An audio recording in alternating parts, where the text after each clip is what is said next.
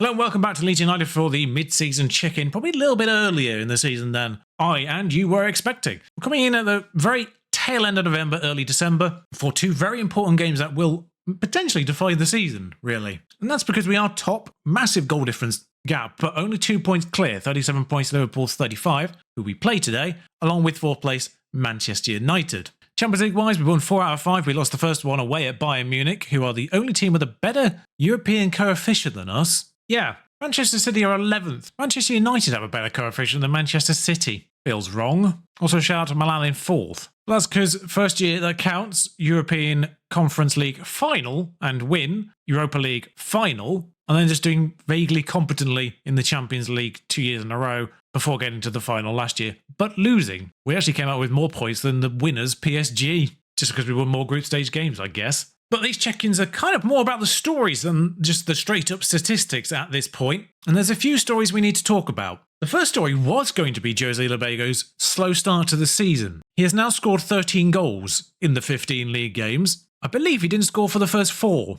and he also hasn't started all of those games because I have rotated either side of major European fixtures a little bit more. A little bit to my detriment as we lost to Sheffield United in one of those fixtures. That one's on me. I rotated a little bit too hard. He in fact has 13 goals in 13 league appearances. And yet, also bear in mind league-wise, that is 28 goals in 23 league starts, 6 substitute appearances last year. That league record of 41 goals in 42 appearances altogether, not enough to get him into the Portugal side. For some reason, Jose Pizarro has at least got Rodrigo Ribeiro in. That one I understand, and that one I understand why he would actually start ahead of Labego, because I think on paper, Ribeiro is actually better, pure attribute-wise, because he's got much better mentals. Beto I don't understand. I don't understand how this man is getting in the Portugal team ahead of Labego. His mentals are better, probably, but everything else isn't. In fact, his mentals average out the same. And one of the things he has that Labego doesn't have is aggression, which, I mean, if you're pressing forward, fine. Other forwards, maybe not so much. The second thing to address is Kalvin Phillip's bizarrely early physical decline. Now, he's been back with us for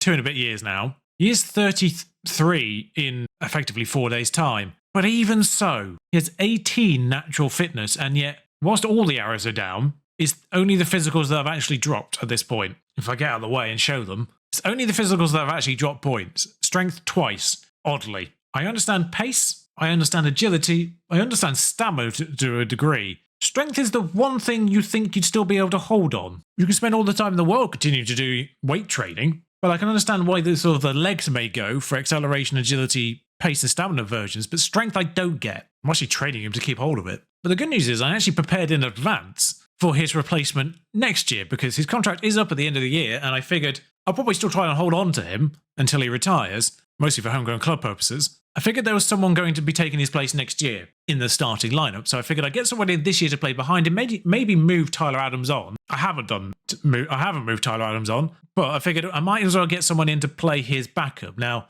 unfortunately, because of that physical decline, Phillips has become the backup, and I've utilised the person we brought in immediately. And that person, you may see him on the squad comparison on this right-hand side, is Reda Ruxel. Reda Ruxel. Don't know how to pronounce it, but we're going to go with Ruxel. It's a little bit weird because I know if there was no EL on the end, you just pronounce it Ru, but French is odd, and I think you now pronounce the X because there are more letters in it. But he's come from Rennes, where everyone comes from these days, pretty much. One of the best academies in the FM of recent years, and he's great. 6'2", 16 jump and reach. Frankly, probably should have been retrained as a defender, but he's got too many plays. He's got too many positions on his repertoire already, including right back, which is slightly odd. Effectively, it's just Tyler Adams 2.0 in the sense that he does exactly the same things, but better. Incredible mentals for a young person. 60 million, not 62. Ignore that. There was a £10 million future fee for playing 50 games because he's already played 18 games, 13 league games. I decided to take the board's negotiation of £8 million because I figured there's no way by the end of next season he hasn't played 50 league games. It also took Drone Lays, who only had sort of 26 appearances to go before his triggered, and I think he might get them this year alone, through rotation mostly, but I think he might get them this year. So we've given Sochaux £2.5 million or something like that, which might be useful for them, for they were relegated. But to get caught up on all transfers, outbound Corbelan actually became a homegrown club for us. It was just a deal that was too good to refuse, really. It's 27 million guaranteed, and 7.5 if he plays a certain number of games. I think it might have only been 20 games because it's 16 to go before he actually triggers it, I believe. And he is playing games. He's only made 4 substitute appearances, but substitute appearances count. So I think we might get that 7.5 million. And therefore 34.5 million is a lot for a player that we bought for 6, never played, and was only ever going to be a rotation option. Now, to be fair, if he was going to be a rotation option and they didn't complain about it, that might have been useful. But good money, we'll take. And a person who was destined to only become a squad player and refused to budge off important player in negotiations with me to actually extend his contract beyond the year that was remaining, Livramento. Yeah, we got 48 million out of Bayern Munich. He did reject 50 million from Cologne for some annoying reason. So we'll take 48 from Bayern. Irritatingly, you can see at the top there, he's agreed to be a squad player there. The only team better than us in the European coefficients, admittedly, but the only team won't be a squad player for us. His wage demands as well. I actually never got to the stage of wage demands, really, because he kind of refused to budge off important player to begin with. Once I just went through to see what he wanted wage-wise personally, and he still wanted 175 grand a week, I think it was, but his agent just changed his mind every single time I asked him what he wanted. 160 minimum, 230 minimum at one point. It was all over the place. In the end, I sold him. So, and the good news is, with game time, Gotching's up to 3.5 stars current ability now. Still not playing sensationally. Is improving. Weirdly, the squad comparison for defender right doesn't show the other right back. Does if I go on Albanos? Yes, he's played a little bit more, but of course, naturally, because we now only have 2 dedicated right backs instead of 3, this is a season where they all get injured. Gotching's been out, Albanos has been out for various points, some of it overlapping, which has meant that Boothby and Tyler Adams have played games. The fact that Boothby's played 4 games at right back is somewhat irritating. His determination has gone up. Good for him. And Tyler Adams has played 6 games at right back. I genuinely don't think I've actually used him at right back since season 1. But he's got 2 years left on his contract. So that was part of the reason for getting Rusell in as well. Getting ahead of that situation. Tyler Adams is having those first moments of I might want to move on chat. He's backed down every time I've talked to him, but the chat is happening. That chat keeps happening with Strauch, which is really irritating. I've had to agree to 53 million if anyone offers it, which no one has. If anyone wanted to, yeah, we may lose the homegrown player in the form of Strauch. He's barely played, unfortunately, because Ndicka barely gets injured. But legacy-wise, we'll talk about the one we've been bamboozled with, and that's Pele Antonsson, who is now only regarded 1-star current ability, maybe 3 stars potential. I got drawn in by the fact that he was actually vaguely tall with, well, he just even had jumping reach. I don't know why he just had incredible mentals for a youngster. 18 years old, came in this summer. 1.8 million. Still worth 10 times that, but yeah. I think I've been bamboozled. He's not even playing competitive games. Put him in the under-18s. It's because he hasn't got a work permit, that's why. I do need to learn him out. Danilo doesn't have a face. Sorry, Danilo. May have forgotten about you, really. He's got straight in the under-21s. He is playing. He does have a work permit. 13.75 million. Saw one of those. We've got the money. Go for it. 6'1". You can see my criteria is basically has height, might be competent. I should say that Pele Antonsson originally was scouted with 4 stars potential, maybe. Yeah, so it's kind of has height, might be competent. His mentals are lacking. He doesn't have what Pele does, but he does have slightly better physicals and 16 tackling already, and actual jumping height despite being shorter. Lokalea is 6'5" and a central midfielder, annoyingly. But a Cardiff prospect who was already playing for Cardiff, 17.5 million release fee to teams in the Premier League essentially. So we went, yes please. Agreed to the loan back because I knew he would play and continue to develop. No harm, no foul. He wasn't going to play for us regularly. We'll play regularly for them. Simple. And then there's Julian Kula. 17 natural fitness, 6'4", 14 jumping reach, surprisingly low. Elliot had surprisingly low jumping reach for a 6'5" man as well. Weird trend. Mentally okay, physically okay, technically okay. He's okay across the board, 2 stars, maybe 5-star potential, who knows. But 28 million release fee, left-footed, tall, and not bad jumping reach. Ticks all the boxes, really, for a future left-sided central defender to take over from Evan Ndicka when the time comes. He's got a 5-year contract, plus extendable. So, welcome, Julian. You're never leaving. And then there's Edward Elhami, who was a late decision based on the fact we had a lot of money left in our transfer kitty, and Milovanovic was starting to feel a little bit upset at lack of playing time already by deadline day. So I figured I'd get someone in case we had to sell Milovanovic, or he just, demanded to leave. He's demanding to go on loan, but I'd already had the talk to bring Milovanovic down to squad player, which he'd agreed to, by deadline day. So I had to go out there, find someone who was functionally capable of being the replacement. He's not short, but he's not massively tall, 6 foot dead. His jump reach has actually gone up recently, I've noticed, judging by the arrow as well there. Work rate, some other things going up, generally improving. The issue was, I saw the fact he had appearances for Groningen, who he we bought him off and they asked to loan him back. So I said yes, based on the fact it looked like he was getting appearances. I since realised, after agreeing the loan, basically immediately after agreeing the loan, you can't back out of that they were all substitute appearances. And this year, he genuinely didn't make an appearance until their main striker got injured. And then he played a few games, developed a little bit, and now at the very least he's making substitute appearances now their main striker's back again. He was only out for like 4 games, judging by the bit at the bottom where it says 4 starts, 3 substitute appearances. That's the last 7 games essentially for them. So, tiny bit of fortune, but he's still only making substitute appearances now, so I may recall him and get him somewhere where he'll actually start. Can never be a homegrown club for us, too old to start with. So I'll try and get him out somewhere who will actually play him week in, week out. Because 55 million is quite a lot of an investment. I don't think it's all up front. No, it isn't. Oh, I did skip over the one person who wasn't a legacy player. That's David Raya. Fills the gap between Karnaseci and Rodak. He was available for 2.2 million. That's it, transfer-wise, apart from a person who will join us next year in the form of Rui Mora. Model citizen personality from our affiliate Socio. Thank you for the yearly check-in on telling me their squad reports, because wouldn't have spotted him otherwise. He's only 5'8". Yeah, I abandoned the height requirements for our affiliate here because I noticed, as mentioned, they'd been relegated.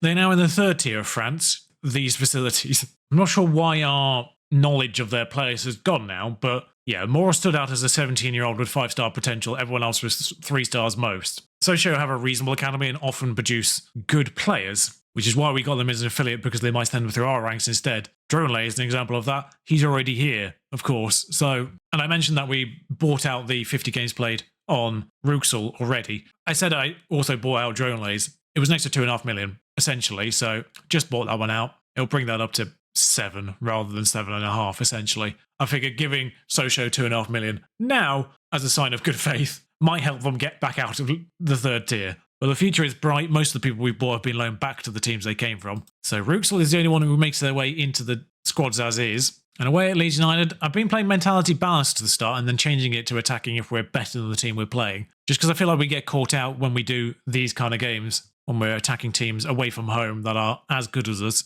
But I believe we're okay to run our first team here before we rotated last time out. Albanaz is back, thank God for that. Finally. It's an interesting balancing act when to bring Dronelay onto the bench instead of Awar, because that's basically the person he replaces. But for the lineup today, Karnaseci, Valeri, Undika, Milenkovic, Gotchling, Ruxel, Milenkovic, Savage, Zobazlai, Pedro, Labego, Makoko. As I say, basically the same starting level as last year. Ruxel's now a part of it instead of Phillip's. Of course, this is Wayne Rooney's Manchester United with Joe Gomez. I don't remember them signing him. And Maddison, for that matter. I'm intrigued to see how tired they are. We are in a period of time where people have played a lot of games quite quickly. And yeah, I think they are a little rougher than us, maybe. Liverpool bought Rodri off Manchester City, by the way. It's a weird transfer. The weirdest part of the Rodri transfer is the fact they loaned him last January. I never brought it up, but Manchester City loaned Rodri to Liverpool in January last year. It's a transfer that would literally never happen in real life. A title rival loaning one of their best players to another title rival. As this game has been the dullest game of the year so far. Welcome back.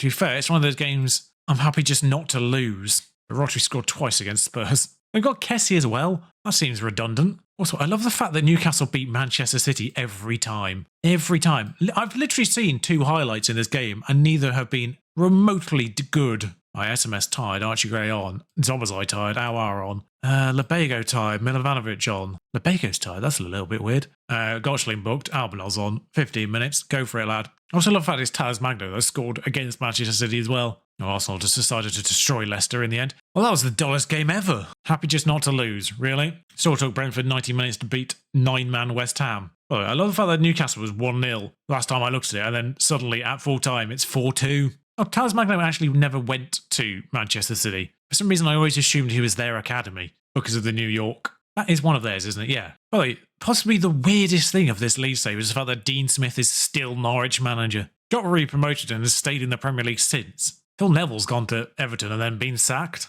He took over from Wayne. I wonder if there's any other Manchester United players they can... Oh, sorry. Neville was at Leicester, not Everton. For a second, I was about to say, it's funny that Everton went from Wayne Rooney, who was obviously Everton, to Manchester United, to a player that went from Manchester United to Everton. But Goshling's now not playing the Liverpool game. Great. The endless trend of not having a fullback available continues. Sorry. Best performing attacking team. We've scored 3 more goals than them. It's funny, we've just got this...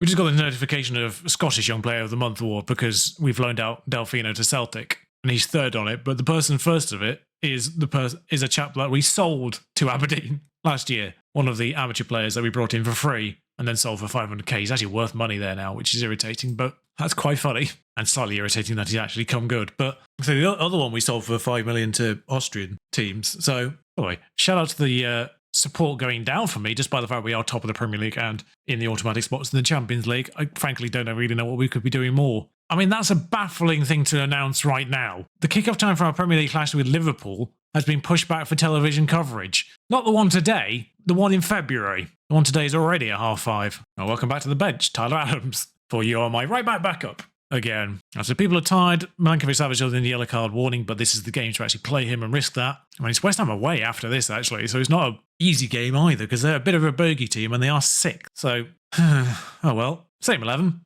apart from Albanos. First 3 seconds, same record, 10 better goal difference. If we don't win this, I'm pretty much guaranteed to be doing a round of training praise, get that morale back up before we deal with Europe. And we are at home, so we'll run positive. We won't run attacking. Valeri pops the ball in. At least we've had a highlight. We're halfway to the total amount of highlights we had against Manchester United. Loftus-Cheek has just scored a hat-trick against Manchester United. Loftus-Cheek. I'll say that. We've had literally no further highlights. Good God. Liverpool have had one shot. Also, we've had 7 shots on target, yet we've only had 0.53 XG. There's a second highlight. The quota has been met. But yeah, shout out to having 4 highlights in 135 minutes of football. SMS gets on that.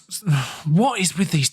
Engine is so bad. No one would run with the ball like that. I mean, it's just happened to them as well. So, you know, give and take and all that. But as bad as it is for you, it's the same for them. That ball's gone straight through to Szoboszlai. Fantastic goal. It's a shame that it didn't just come from the original possession and it had to change hands twice in the dumbest way possible. But we got there in the end. Yeah, just literally just cut out the exchange between Szoboszlai losing the ball because he just hit it slightly too hard whilst running with it. And then similarly, Cassie doing the same thing for Liverpool. And strike of half time as well. That'll change the team talk.